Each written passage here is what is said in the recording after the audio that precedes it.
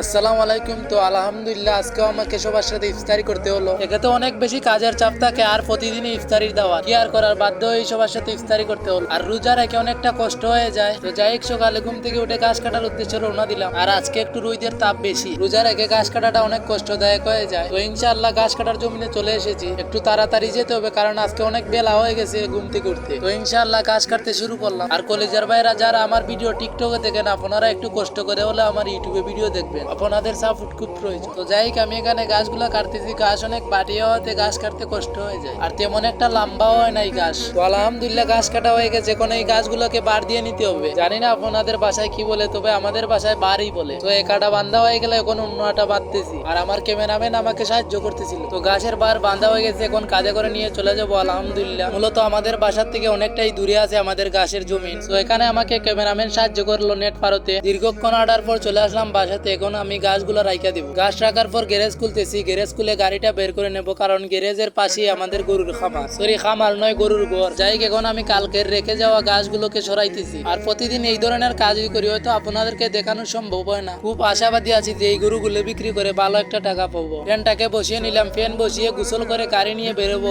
গাড়ি আগেই বের করে রেখেছিলাম, যেমনটা আপনারা দেখলেন। গাড়ি নিয়ে চলে আসলাম প্রথমে জানাজা পড়ার জন্য। জানাজা পড়ে নিলাম, কিন্তু ওইগুলার ভিডিও করে নেই। আসলে গ্রামে থাকি তো, আর একজন মৃত্যুবরণ করছে, ওইটার ভিডিও করা তো ঠিক হবে না। আল্লাহ যেন ওই ভাইটিকে জান্নাত দান করেন। কার মৃত্যু কখন আসবে কেউ জানে না। তো চলে আসলাম এখানে টিপ নেওয়ার জন্য, আর এখানে প্যাসেঞ্জারের জন্য ওয়েট করতেছি। আর এই টিপটা পাইছি জানাজা পড়ার সময়। ওনারা চলে আসছেন, এখন আমরা চলে যাব। চলে আসলাম স্ট্যান্ডে। আর স্ট্যান্ডে এসে দিকে অনেকগুলা গাড়ি। স্ট্যান্ডে সিরিয়ালের জন্য অপেক্ষা করতেছি। স্ট্যান্ডে ঘন্টার পর ঘন্টা অপেক্ষা করেও সিরিয়াল হইতেছে না। অবশেষে সিরিয়াল হয়ে গেল, এখন সিরিয়াল নিয়ে চলে যেতেছি। বাট এই সিরিয়ালে 150 টাকার উপরে পাইছি। আবারও চলে আসলাম স্ট্যান্ডে। আর স্ট্যান্ডে দিকে একই অবস্থা, অনেকগুলা গাড়ি। রমজান মাসে তেমন একটা টিপ হয় না, সব গাড়ির একই অবস্থা। আর এমন এমন মানুষের টিপ মারছি, আমি তাদের জন্য অনেক কিছু করছি, কিন্তু তারা আমার সাথে বেইমানি করছে। ওই সিরিয়াল রাইখা দিয়ে চলে আসলাম ইফতারি খাওয়ার জন্য। আর আমি ইফতারি বলতে পারি না শুদ্ধ ভাষায়, তো আপনারা কমার দৃষ্টিতে দেখবেন। মূলত এখানে আমরা সব টমটম ড্রাইভারকে একজন ইফতারি করাইবেন। এখনো সবাই আসে নাই, আসলে টমটম তো ওই জন্য টিপ মারা লাগে। এখানে কয়েকজন ড্রাইভার আইছে, আরো কয়েকজন আসার বাকি রয়েছে। সত্যি বলতে একসঙ্গে সব টমটম ড্রাইভারকে দোলা করো কখনোই সম্ভব হয় না। এটা একমাত্র সম্ভব হয়েছে ইফতারির কারণে।